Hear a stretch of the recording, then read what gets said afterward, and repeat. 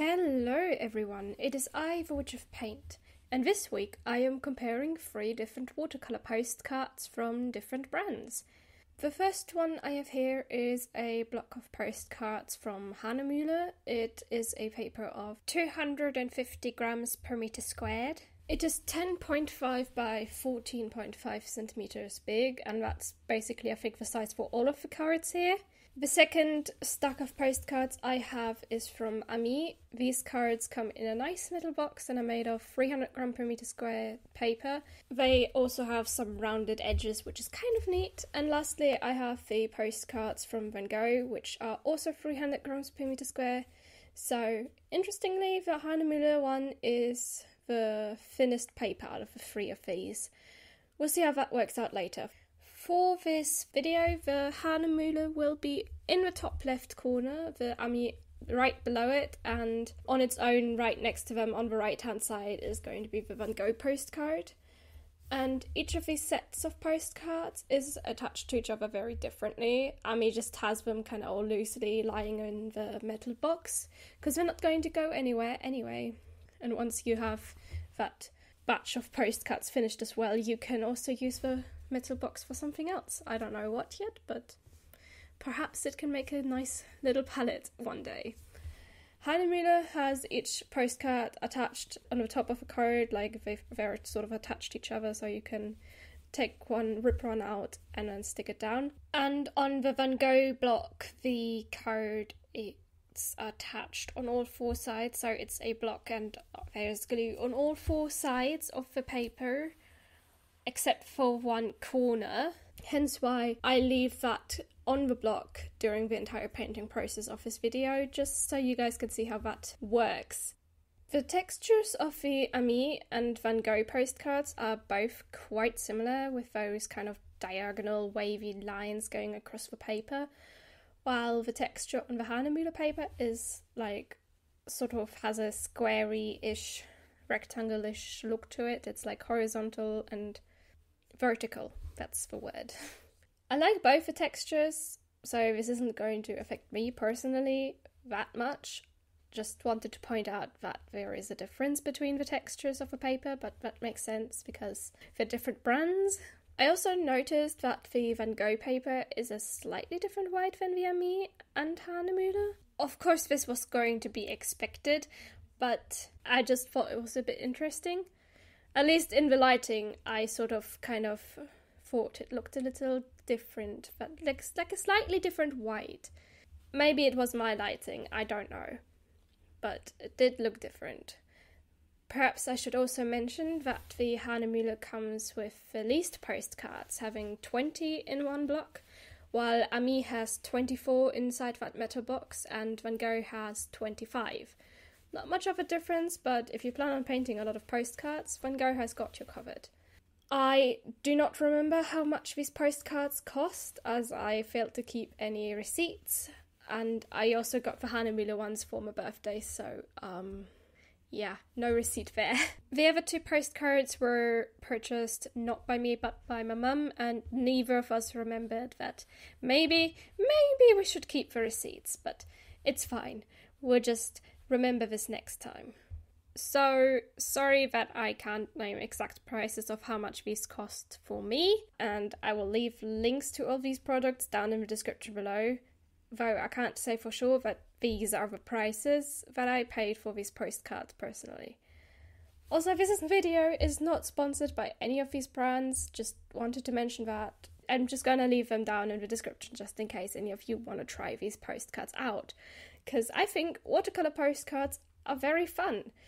You get a postcard and you get to draw something on it that you decide what the image is. You don't have to go to like a shop to find yourself a motif or something. I just kind of feel like having a watercolour postcard and sending it to someone, I don't know, kind of makes it a little bit more special. At least to me. You guys can obviously still send regular postcards. I'm not saying they're not good, but for me personally, I think watercolour postcards are just that little bit more special. And you get the chance to paint something on there that is not necessarily, you know, the most viewed thing around your area. if you get what I mean. Anyways, back to the testing now. Since the Hahnemühle and Ami postcards are not attached to their respective blocks, I use some tape to stick down the corners so that they at least hold still while I'm painting on them. Because I also kind of didn't want to have this whole white border around them, because I don't have that with the Van Gogh because it's already stuck down, so I don't bother with tape on that one, so I just did the corners. We'll see how that works out. So for this painting, I chose a small waterfall picture that I had seen on our hike in the 12 o'clock hills. I do try to get the sketch as similar on each three of those as I could. Could I have used transfer paper? Maybe, but I have tried that before with the Van Gogh paper and it didn't work out that well for me. The sketch just didn't go down well, so I just freehanded each and every one of these sketches. But this is a waterfall from the 12 o'clock hills. You may see me painting a lot from there in the near future because someone took too many pictures and needs to kind of get those painting ideas out of her head. I just thought maybe this would be a good enough image to use as a reference for a postcard. So with my H pencil, I did just simply start sketching. First, I did it very simply with the intention of maybe just freehanding most of this painting. But then I thought, if we're going to compare these, they need to look as similar as we can get them, even if during the painting process a lot of it is going to come down to my skill of colour matching the different colours to the different postcards. You're going to have to bear that in mind. Eventually I do decide to make the sketch more detailed and then later add line art to the whole thing, but that's for later. I don't know if this was because of me or the paper, but the pencil on the Hahnemühle paper looked a little darker to me than the other two cards. Not sure if that was the paper or if that was just because I somehow was holding it down harder or something, but I am feeling fairly certain I kept an even pressure on the pencil for all three of them, so perhaps it is the paper.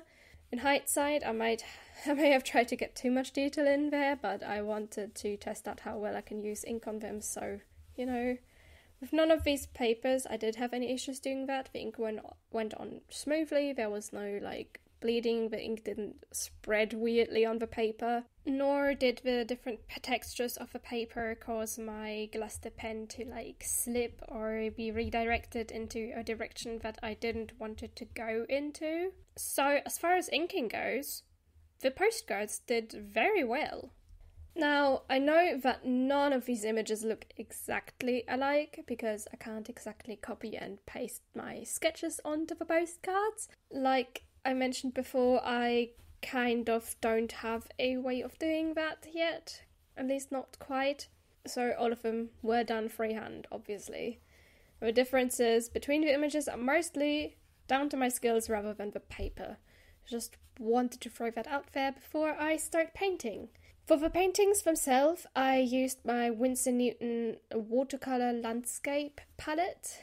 I try to paint all of them simultaneously and with as closely matched colours as I can. But again, I'm only a human. I don't manage this 100%, so if the colours look paler in one painting than the other, it may not necessarily be down to the paper. Keeping track of 3 paintings at once is not that easy at all. Now, I know the colours aren't that important here, but I do want to just kind of throw them out there. The colours from this palette that I am using are cadmium yellow hue, alizarin crimson hue, ultramarine, sap green, yellow ochre, raw umber, burnt sienna, and Payne's grey. This is one of the few Winsor Newton palettes that I own that doesn't have a white in it, and I love it.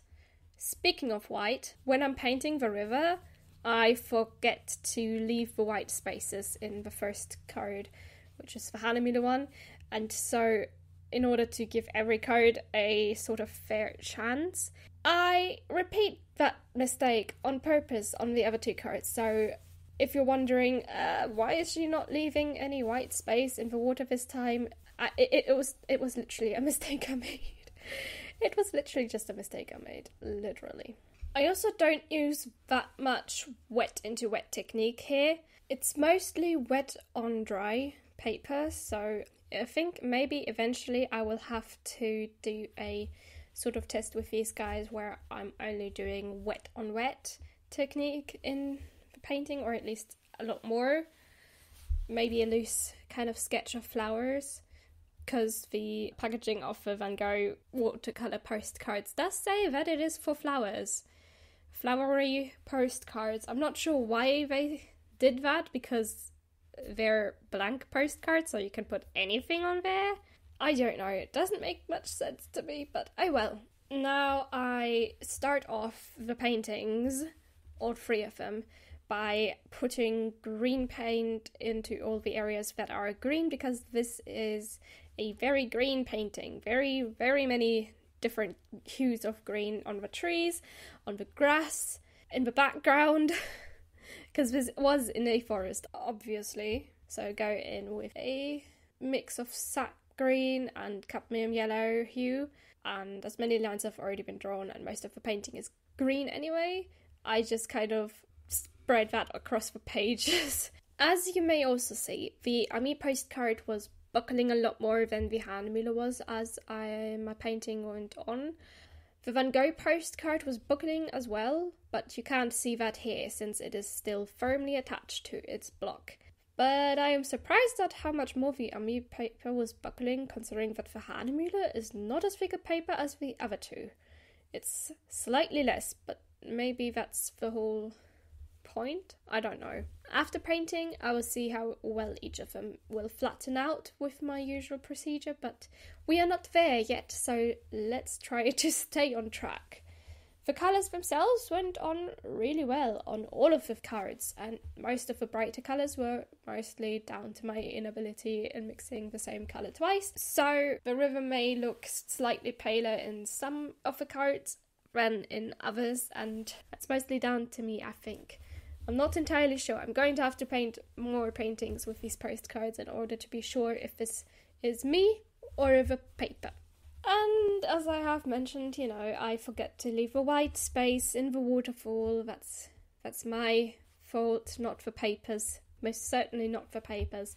I just thought, I'll do some wet in wet on the river to see how that goes. But I didn't pay much attention to how far the paint was actually spreading, so I'm gonna have to get back to these postcards and do a little bit more experimenting there. If you guys have any particular suggestion of what you would like me to paint wet in wet, so very loosely, flowers do grow well enough with wet in wet, I think. I could potentially try to do some wet in wet flowers maybe, or try a freehand landscape maybe. I'm not sure yet. But if you guys have a particular suggestion, comment down below. We'll see where this goes. But now to tell you guys how I'm going to try and fix my mistake of not leaving the white space in the waterfall. I recently bought myself another white gel pen because I've lost my first one. I don't know where it is, so I bought myself a new one. And I thought, maybe I can use that real quick with these postcards to kind of bring back that white that I lost during the painting process. It does work quite well, actually. It just goes on quite well. It goes quite well. I am very, very glad that this worked out the way that it did.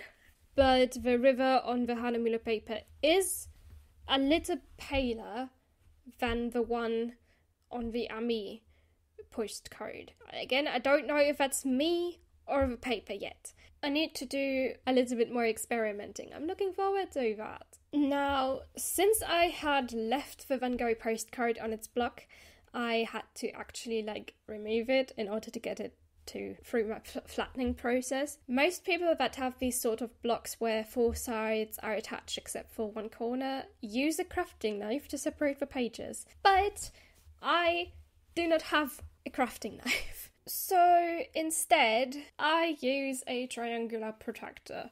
which is like that protractor, except it's a triangle, and it's also got lines for measuring lengths. Well, technically only up to 14 centimeters, but you know, it's a little smaller than my ruler, but oh well. It's also got lines for parallel line drawing and everything. Now, we're not here to talk about protractors, we're here to talk about the paintings and how the paper has managed to flatten out. I did not film the part where I got them ready to flatten. Out of the three of them though, the Hahnemuhle paper did remain quite a bit flatter after painting than the other two. And after wetting the back of each of them and somehow getting green paint on the back of the Van Gogh card, I let them sit there until that is dry again before I place them all in a book, closed that book and stuck 3 more heavy books on top, and then left them like that for a few days.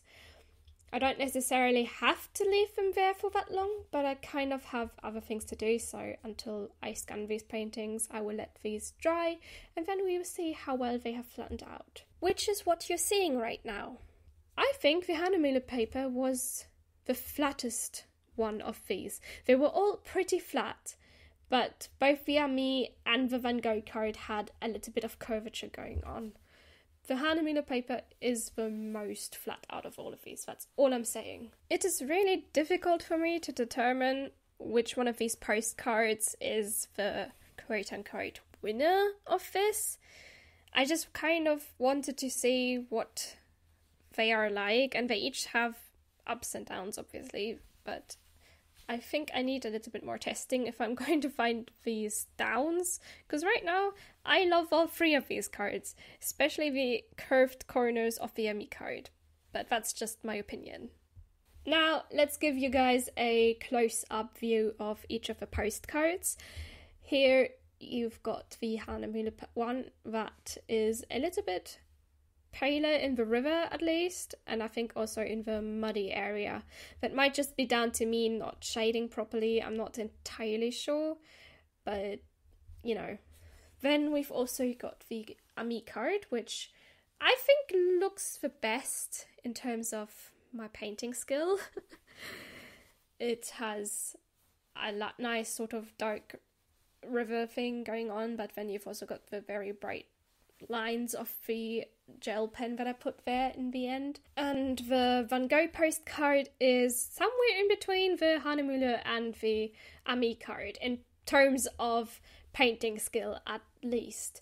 But anyways, this video has turned out to be a little bit longer than my usual videos, but I hope you still enjoyed it, and if you did, please consider liking and subscribing to the channel. Check out my socials in the description down below, and if you want, you know, check out the postcards. I'm the Witch of Paint, and I will see you next Sunday. Bye! Now, for everyone who has watched until the end of this video, here are a couple of outtakes for you. And it's 10 by 5, 10 point, oh gosh, not 10 by 5, 10.5. It's mostly dry on dry, well, wet on dry, technically. Dry on dry, who does that with watercolours? But, you know, if you guys would like me to see more, like me to see? Wow! I've got a script and I still don't know my words.